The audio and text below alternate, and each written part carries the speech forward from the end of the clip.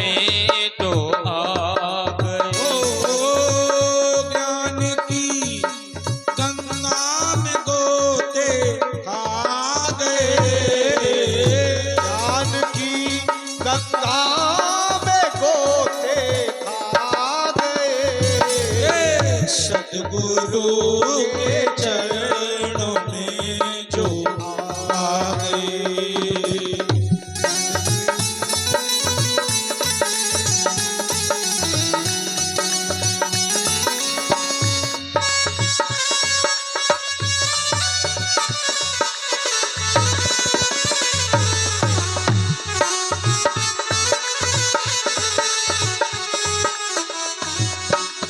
ओ बिन गुरु के रास्ता मिलता नहीं।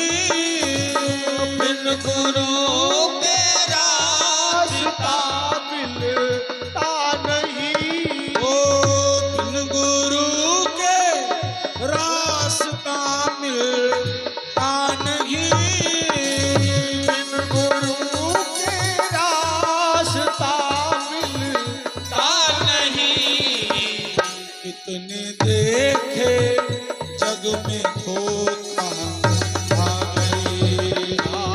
कितने देखे जग में धोखा खा गए। ओ कितने देखे जग में धोखा खा गए।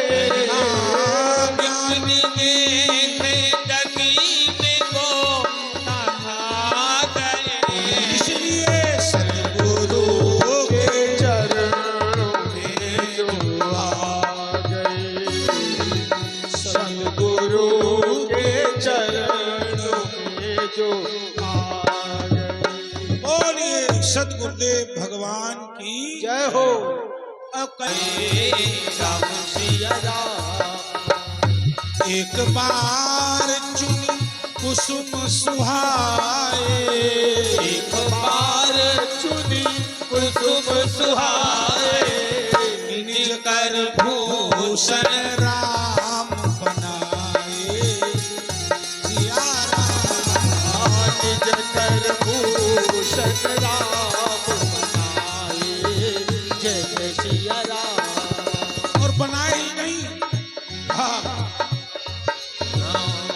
कहीं पहिराए प्रभु सादर। सीतई पहिराए प्रभु सादर बैठे फटीक शिला अति सुंदर। जय सिया बैठे बैठे कशिला अति सुंदर।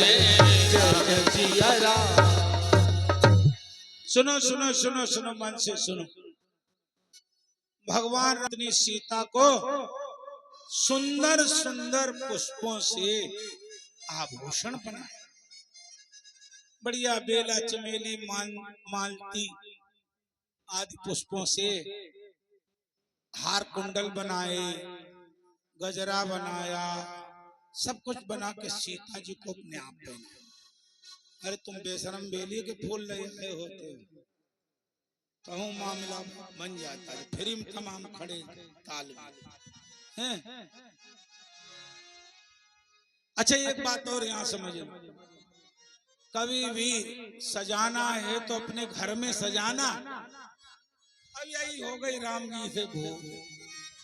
सजाया तो कहाँ सजाया, पंचवटी में। और उसी समय इंद्र के पुत्र ने सीता जी के रूप को देखा और उसका दिमाग खराब हो गया और सीता जी के ऊपर हमला कर दिया। उसे घर में सजाना चाहिए। अच्छा दूसरी घटना भी की सुन लो। ये जो मारे गए ना पुलवामा,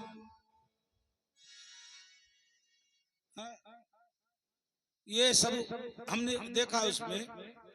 ये पुलवामा में जो ये सब सजाए सजाए के वहां जंगल में पिकनिक मनाने गए तो मरोगे भैया। जब त्रेता में जयंत नहीं अपने को संभाल पाया तो ये आतंकवादी कैसे अपने को संभालने, तुम्हें देख कर बोलो बोलो। इसलिए हमारी बात पूरी सुन के ये फॉलो करना, नहीं कहो हमारी तुम गर्दन पकड़ो आके, तुमने कहा सजाओ मत डरेंगे। घर में सजाना कोई खतरा नहीं, विजय मिश्र, ठीक है, घर में। तो बस निवेदन आप सभी से यही है।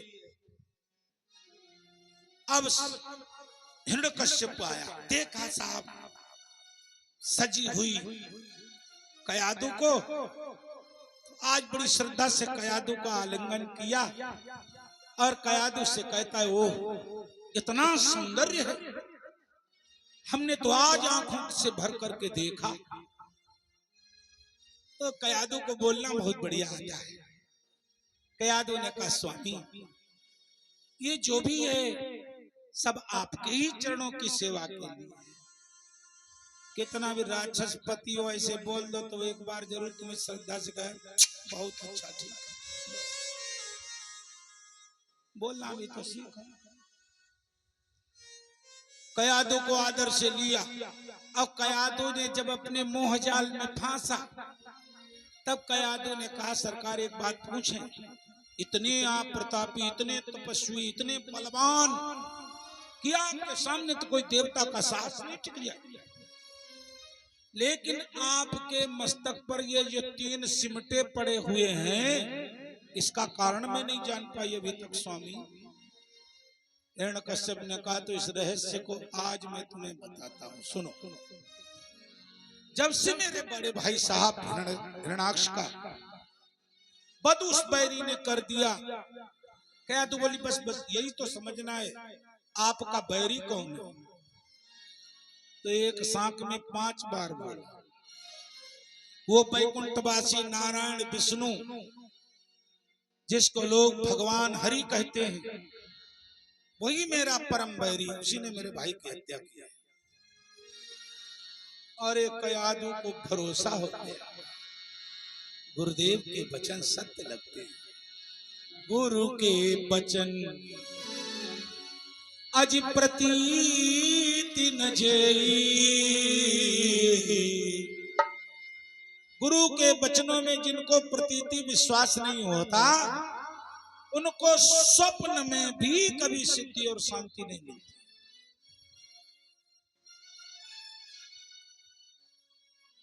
आज मैं गया था, भानु सिंह की मौसी जी पूछ रही थी, महाराज गुरु बनाने में कोई शर्तें होती हैं? तो हमने कहा, भाई बता तुम्हें क्या समस्या है? बोली, कभी कभी झूठ निकल जाता है परिवार में। देखो कितना बढ़िया, ये सब पहले कहना चाहिए। तो हमने कहा कि देखो अब अवस्था आपकी बहुत हो गई है, और आप भी अगर इस परंपरा से अभी बंधे नहीं हो तो ये संशय कभी जाएगा नहीं। अच्छा, नंबर 2 देखो, दुनिया की उठाई गिर पुराने वाले हैं, भाई भाई में उनकी बनती नहीं है, परिवार से कहीं उनका कोई मेल जोल नहीं है, वैसे ज्यादा कुछ खराब नहीं है, ठीक है करो कर लो ऐसे। अब कोई करेगा क्या, जब इतना तुम जहर फैला दिए हो, तब बड़े हरिश्चंद्र के बाप बन जाए। किसी की कन्या अगर पूरे जीवन सुख में जाती हो तो 1000 बार झूठ बोलने से संबंध जुड़ता है, तो बोलो, इस झूठ से तुम्हें पुण्य मिलेगा, इससे कभी पाप नहीं होगा। और कोई उदास बैठा हो, महीना भरे से मुस्कुराया नहीं हो, टेंशन में बैठा हो, और तुम और को तुम्हारे कान कौआ ले गया, अब वो देखे वो हंस दे, अरे मेरे तो कान है, तो उसका ब्लड प्रेशर सामान्य हो गया और उसका हार्ट अटैक होने से बच गया। आपको उसके प्राणों को रक्षा करने के लिए पुण्य मिलेगा। अच्छा, 2 भाई 3 बहुएं, अगर कोई तुम्हारे एक झूठ बोलने से प्रसन्न रहे, आपस में मिलजुल के रहे, तो खूब बोलो, खूब बोलो। बहू महानालायक हो तब भी दूसरे बहू से उसकी बुराई ना करो, और यही कहो, देखो मंजिली बहुत बढ़िया है, हम गए रहे तो बढ़िया सुंदर गरम गरम चाय और बढ़िया पार्ले जी के बिस्कुट खिलाए और नमकीन ले आए, कहे मम्मी काजू निकारी, भले तुम्हें 5 गाली दे के उसने भेजा। प्रशंसा करो आप, जब प्रशंसा करोगी तब वो जिस पर प्रशंसा करोगी तो वो ये कहेगी लोग झूठी हमारी देवरानी की बुराई करते हैं कि बड़ी गरियाई तुम्हारी सासू, सासू अम्मा तो इतनी प्रशंसा करती है। तो वहां पर झूठ बोलने से परिवार में सामंजस्य बैठता है, शांति की स्थापना होती है। अब आजकल की सासुन की यह बड़ी विडंबना है, यही बहू की बुराई वहीं पर किए, वही बुराई वहीं पर किए, और फिर दोनों आपस में शेयर कर लेती हैं। आज अम्मा ने हमारी कितनी बुराई करी, जी जी बोले जब से आई तब से बुराई गाई रही तो न घर के रहे न घाट के रहे। इसलिए जीने का तरीका सीखो। हमें तो भैया कोई बुलावे और चाय की जगह अगर हमें कोई कड़वा मिर्चा पिला दे तो हम बाहर निकलेंगे तो मुस्कुरा के निकलेंगे। बहुत मीठा था, बड़ा आनंद आया, बहुत बढ़िया लगा। हम काहे को बुराई करें? इसलिए पर निंदा सम अग्न गरिंसा। वाह, पधारो प्यारे, इधर ही आ जाओ। बोलिए सच्चिदानंद भगवान की जय हो। श्री राधे श्री राधे। हमारे भैया श्री अनिल अवस्थी जी और हमारे पांडे जी दोनों महापुरुष पधारे हैं। इनका हृदय से स्वागत, अभिनंदन। अंकित सिंह आवे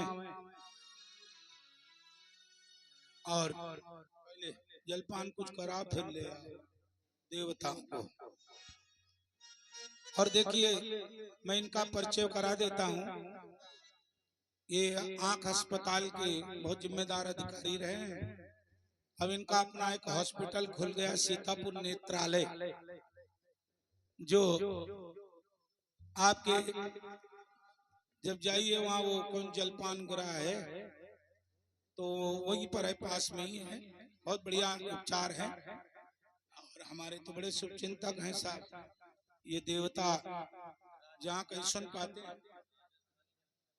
हाँ, राजस्थानी जलपान वाले घर की गली में ही है। हम एक बार गए हैं और आज जाने को थे, 2 दिन से आप प्रतीक्षा में हो गए, हम नहीं पहुंच पाए। आलस इतना आ रहा है, कल पूरा प्रयास करेंगे अभी आपसे वार्ता करके। बोलिए सच्चिदानंद भगवान की जय हो। तो विवाह, किसी कन्या का विवाह अगर आपके एक झूठ बोलने से जीवन पर्यंत उसे सुख मिलता है तो वो झूठ झूठ नहीं है, वो झूठ कई अश्वमेध यज्ञ के फल को प्रदान करने वाला हो जाता है। हंसी मजाक में जो झूठ बोला जाता है उस झूठ से दोष पाप नहीं लगता।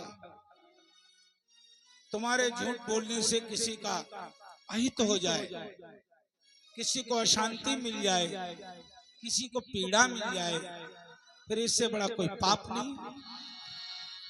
इसलिए संत कहते हैं परहित सरिस अज धर्म नहीं भाई, परहित सरिस धर्म नहीं भाई, परहित सरिस, परहित सरिस धर्म नहीं भाई, परहित सरिस धर्म नहीं भाई, पर पीड़ा संग नहीं अजमाई, पर पीड़ा सत नहीं अजमाई, पर पीड़ा सत नहीं अजमाई। समय बीता तो 100 वांक पूरा होते होते आकाश से एक दिव्य तेज आया और कयादू के उदर में समा गया। वही प्रहलाद जी प्रकट हुए।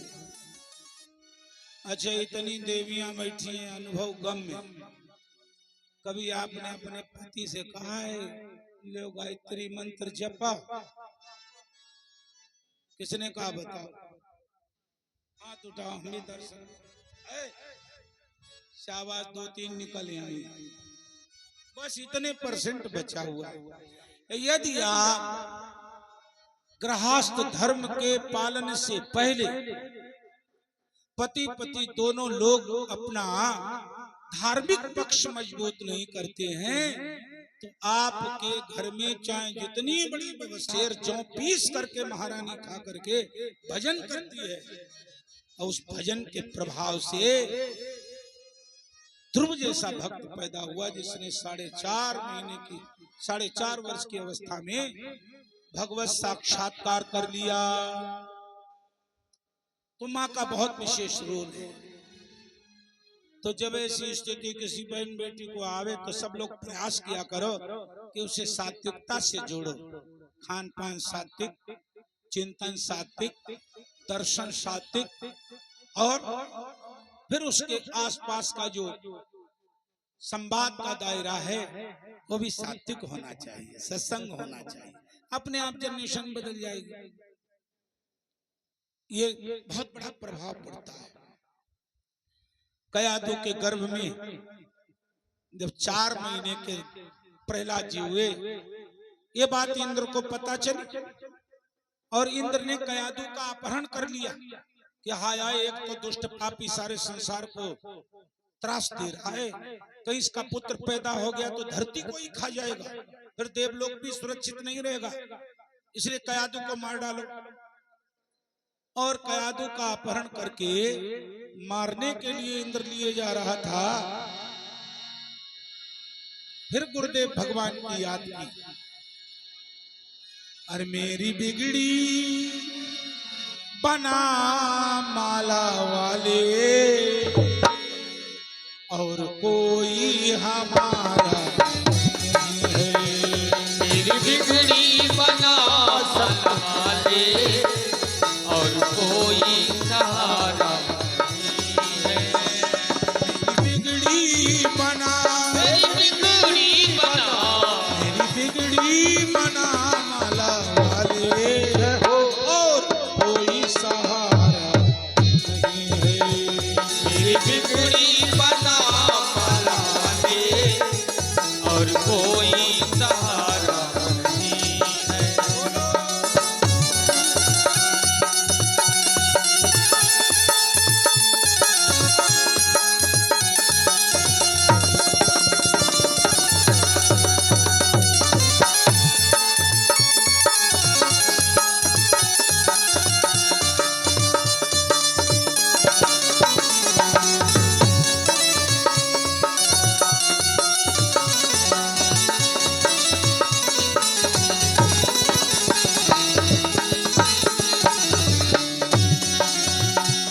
तूने लाखों की बिगड़ी बनाई, अब की आई है बारी हमारी। तूने लाखों की बिगड़ी बनाई, अब की आई है बारी हमारी। हाँ जी, अब की आई है बारी हमारी। बारी नैया लगा, बारी नैया लगा, आके मुझको बचा माला वाले और कोई सहारा। आज मुझको बचा माला वाले और कोई सहारा नहीं है। मेरी बिगड़ी बना, मेरी बिगड़ी बना, मेरी बिगड़ी बना सतगुरु प्यारे और कोई सहारा नहीं है।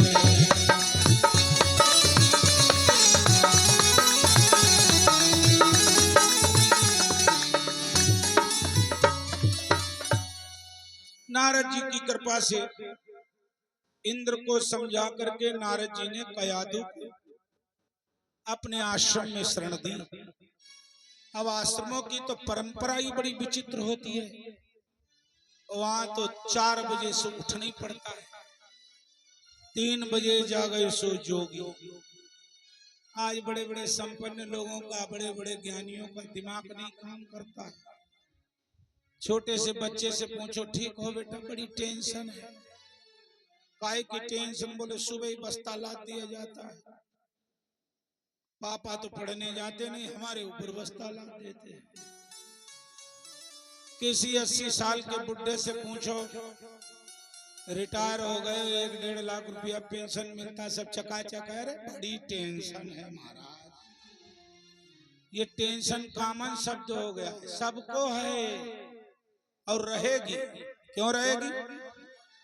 ये इसलिए रहेगी कि भौतिक बात मन मस्तिष्क में भरा है और उस कारण हमारी दिनचर्या जो है वो अव्यवस्थित हो गई है।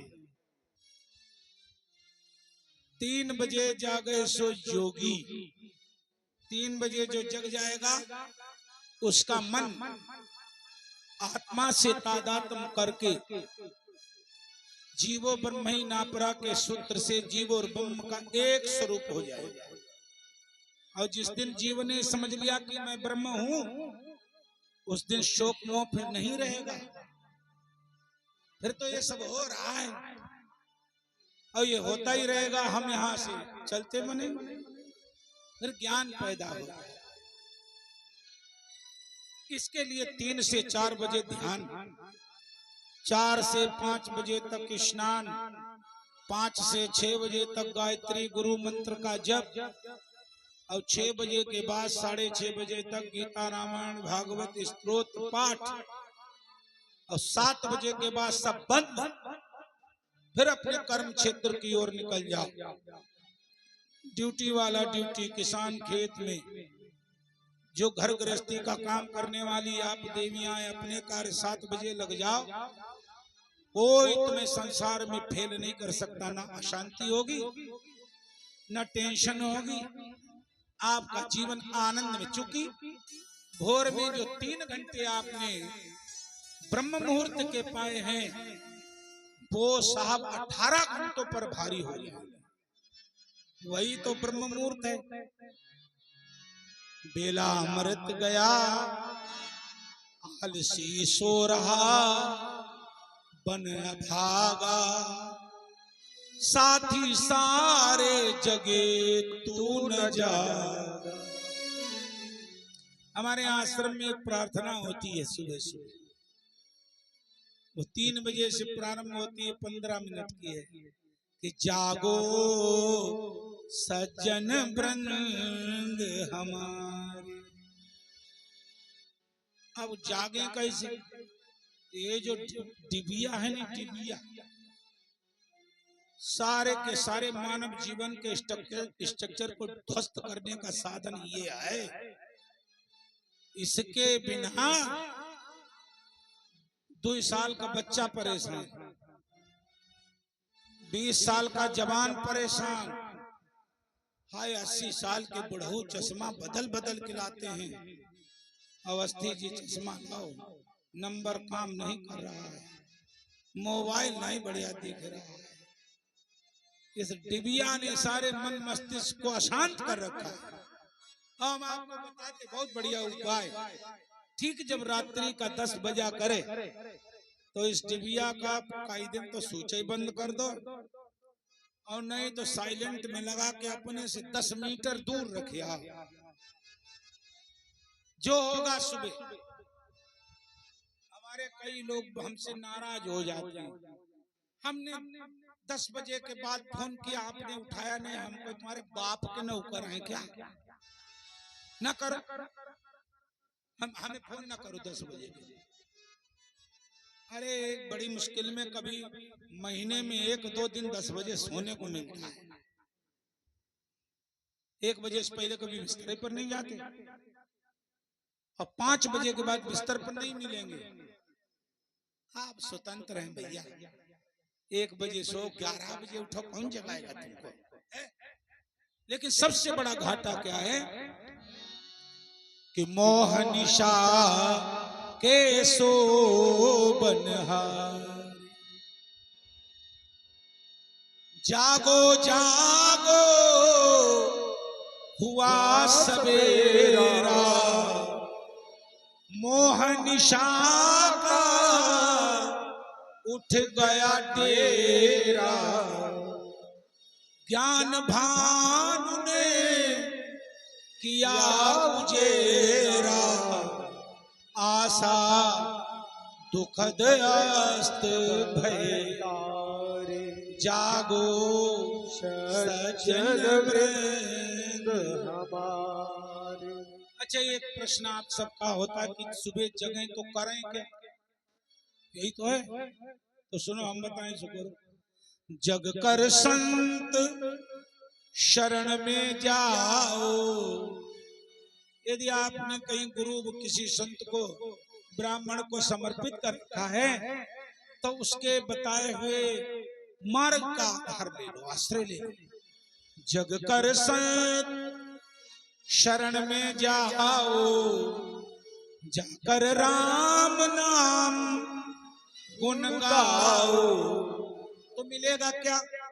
बोले पूर्ण शांति हृदय में पाओ, फिर मिट जाए भय संकट सारे, जागो सज्जन वृंद हमारे। और जब जागो तभी सवेरा नहीं है, जानो तभी कि अब हम जागे।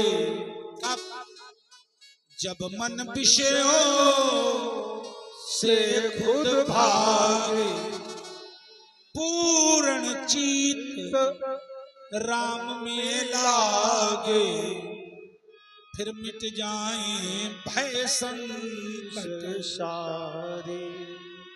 जब तक राम नाम का कोर्स पूरा नहीं होगा, तब तक संकट मिट नहीं सकता है। 2 महीने कयाधु बड़े प्रेम से सदगुरु के आश्रम में प्रवास करते हैं। नारद जी ने सोचा हिरण्यकश्यप तपस्या करके घर आने वाला है, तो जा करके कयाधु को उनके घर छोड़ के आते हैं। लेकिन तब तक काम हो चुका था।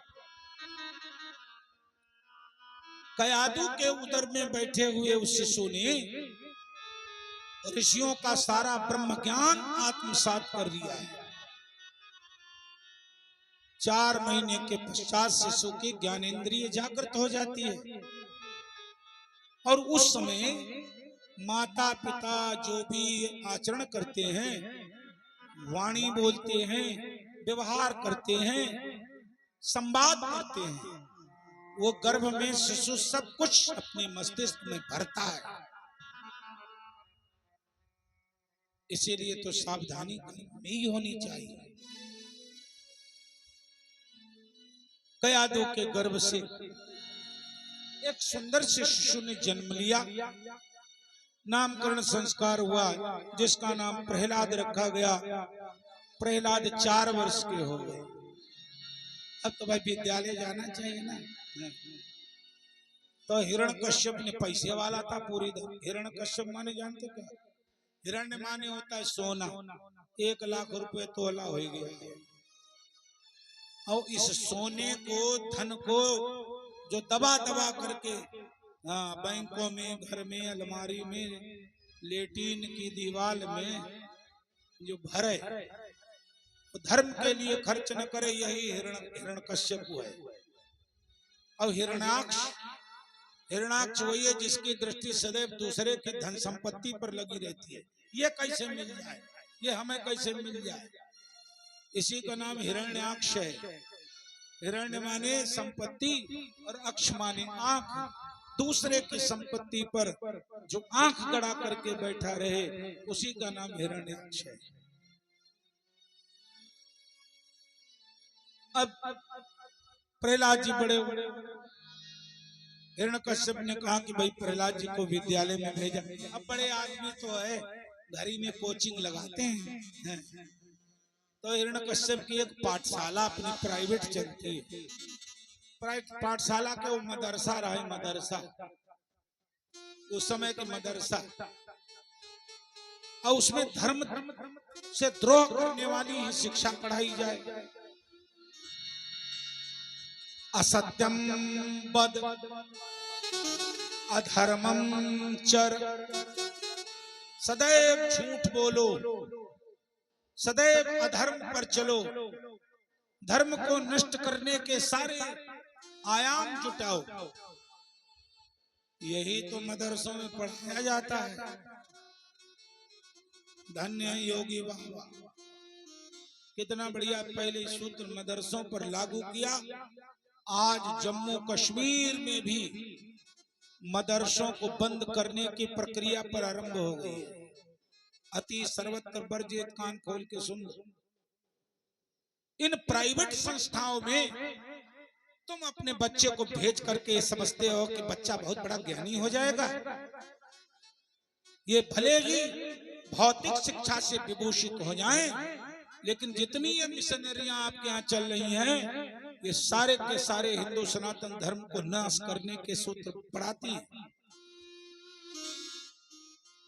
Secret heart Don Bosco regency, हे भगवान, अरे सरस्वती से इस मंदिर में पढ़ाओ तब भी कल्याण हो। हाँ, वहाँ ये तो पढ़ाया जाता है भाई जी बहन जी है, और वहाँ तो मैडम, ऐसी अंग्रेजी भाषा भगवान जाने, सब मैडम है। पानी पिलाने वाली तो मैडम, कक्षा में पढ़ाने वाली तो मैडम, क्लास टीचर तो मैडम, प्रिंसिपल साहिबा तो मैडम। अरे अंग्रेजी, अंग्रेजी में व्यवहारिक जगत की कोई परिभाषा नहीं है। अच्छा एक बात पूछें, अंग्रेजी मामा को क्या कहते हैं? मामा, अंकल जी। और चाचा क्या कहते हैं? अंकल जी। और मौसिया आ जाए तो अंकल जी। वारे अंग्रेजी भाषा सब अंकल ही है। हमको तो कभी ये भाषा पढ़ी नहीं मिली, कभी हम पढ़े ही नहीं, इसे समझे में नहीं आई। लेडी माने औरत तो फिंगर माने उंगली, और लेडी फिंगर एक में जोड़ दो तो मामला भिंडी। अरे अंग्रेजी ऐसा अनर्थ, यानी संस्कृति में संधि करने पर अनर्थ भी अर्थ में परिवर्तित हो जाता है, और अंग्रेजी में संधि करने पर अर्थ भी अनर्थ में बदल जाता है। क्या गजब बात है पांडे जी, धन्य है भाषा। और आज पूरा संसार दीवाना इसी का है। क्यों? क्योंकि यह प्रलय काल बहुत सन्निकट है, इसलिए ये हमारी आपकी सबकी प्रवृत्ति हो गई है। पतन सुनिश्चित है, बहुत सन्निकट पतन है, इसलिए बहुत मन से सुनो। बोलिए सच्चिदानंद भगवान की जय। प्रहलाद जी को हिरण्यकश्यप ने 6 महीने पढ़ाया। 6 महीने के बाद इंटरव्यू लिया, घर बुलाया और कहा बेटा तुम्हारे गुरुदेव का क्या नाम है? बड़े विचित्र गुरु, गुरु जी का नाम है संडामर्क। संडामर्क, अच्छा बताओ ये एक है कि दो है? ये नाम एक अकेले का है कि दो का है? ये दो का नाम है। एक का नाम है संड। अब बताओ ये भी कोई नाम होता है? अंड बंड नाम रखे संड। और एक का नाम है अमर्क। और ये बेटे किसके? महान तंत्र गुरु शुक्राचार्य जी के पुत्र हैं। असुरों को आसुरी विद्या पढ़ाने के, अरे ये प्रोफेसर हैं, बहुत बड़ी डिग्री इनके पास है। हिरण्यकश्यप की पाठशाला के यही दोनों प्रिंसिपल हैं। लेके आए प्रहलाद जी को, हाँ लीजिए महाराज, मैंने बहुत मेहनत से इस बालक को पढ़ाया है। प्रहलाद जी को गोद में हिरण्यकश्यप ने बैठा, सर सहलाया और बोले बेटा क्या गुरुदेव ने तुम्हें विद्या पढ़ाई, जरा सुनाओ। प्रहलाद जी बोले श्रवणम कीर्तनम यस्य विष्णु पाद सेवनम अर्चनम वंदनम दास्यम साख्यात्म निवेदन। हे पिताश्री, उस परम पिता परमात्मा के नाम का श्रवण कर पान करना चाहिए, उसकी कीर्ति का गान करना चाहिए, उस विष्णु नारायण भगवान का निरंतर स्मरण करना चाहिए और उसके चरणों की सेवा सदैव करना चाहिए। उसका अर्चन करो, उसी का बंधन करो, उसी से प्रेम भाव रखो। यही मानव जीवन की सबसे बड़ी उपलब्धि है। अरे राम राम, गोद में बैठे हुए हिरण्यकश्यप की गोद में प्रहलाद जी बैठे थे, उठा करके फेंक देता है, जल भुन गया। अरे मूर्ख, तू मेरे शत्रु का जो है नाम लेता है, दोबारा ऐसा आपने एक बार भी कहा तो तेरी जुबान काट लूंगा। तुझे पता है मैंने संकल्प लिया है कि जो मेरे बैरी का नाम लेगा मैं उसको मृत्युदंड दूंगा। दोबारा अगर ऐसा किया आचरण तो समझ ले मैं तेरा काल बन करके सामने आ जाऊं। प्रहलाद जी ने कहा पिताश्री हमें तो विश्वास के साथ ज्ञात है, क्या मारने वाला है भगवान, बचाने वाला है भगवान, मारने वाला है भगवान, बचाने वाला है भगवान। बालन बांका होता जिसका, बालन बांका होता उसका रक्षक का निधान। मारने वाला है भगवान, बचाने वाला है भगवान, मारने वाला है भगवान, बचाने वाला है भगवान। हिरण्यकश्यप निकाले जाओ इसको मेरी दूर आंखों से। और अब की आचार्य जी अगर बालक ने गलती की तो तुम्हारी खैर नहीं है। प्रहलाद जी फिर आए, प्रहलाद जी के चरणों में पड़े हैं संडा मर्ग, भैया का है हमारे प्राण ले लोगे, हम पे दया करो, तुम्हारा बाप हमें छोड़ेगा नहीं, इसलिए जो हम पढ़ाएं वही पढ़ो। कहा गुरुजी जो पढ़ाओगे वही पढ़ेंगे। समय बीता, फिर इंटरव्यू लेने के लिए पिताश्री पधारे। बेटा क्या तुमने पढ़ा है? अरे प्रहलाद जी ने कहा हर जीव को अपनी जवानी की अवस्था में भजन करना चाहिए, और जिसने जवानी में अपने को मन बुद्धि चित्त से परमात्मा को समर्पित कर दिया पिताश्री, उसे का जीवन है धन्य जग में। जो परमात्मा के चरणों से लग गया वही धन्य धन्य हो जाए। अरे हिरण्यकश्यप तो आग का बोला आदेश देता है ऐसे दुष्ट बालक को हाथियों से कुचलवा दो, काल कोठरी में सर्पों से डसा करके मार डालो, पर्वत से फेंक करके इसके शरीर का चूरा बना दो। सारे उपाय किए गए, प्रहलाद जी नहीं मरे। तभी तो इसी सूत्र को कबीर जी ने आत्मसात किया है कि जब तक राम जी चाहेंगे तब तक कोई किसी को मार नहीं सकता। राम मरे तो मैं मरूं, ना ही तुम मरे बलाए। और प्रहलाद जी तो प्रति श्वास भगवान के श्री चरणों में समर्पित हैं, मस्ती से गाते हैं क्या? सब लोग तो बात प्रेम से गाइए।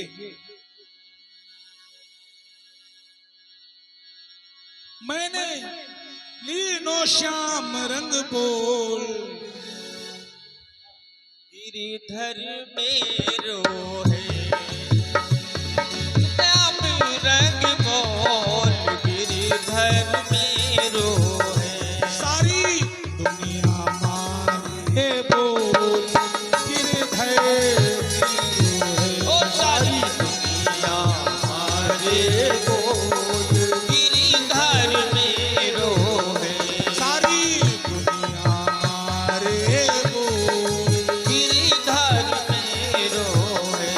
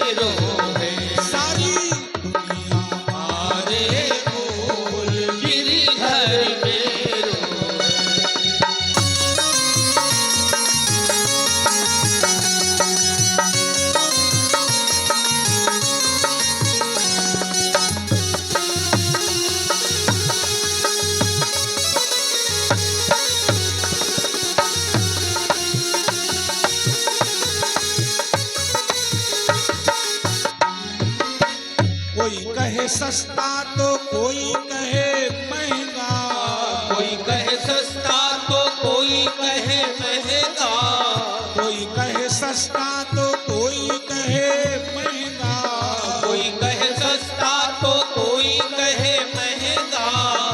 मैंने लीनो मैंने लीनो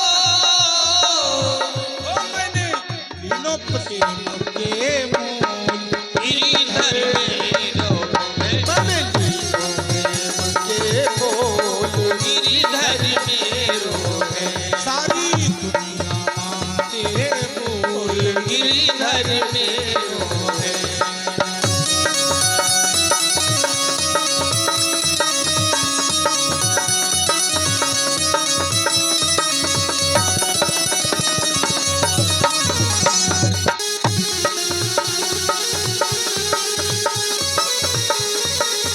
ओ सारी दुनिया हमारे बोल गिरिधर में।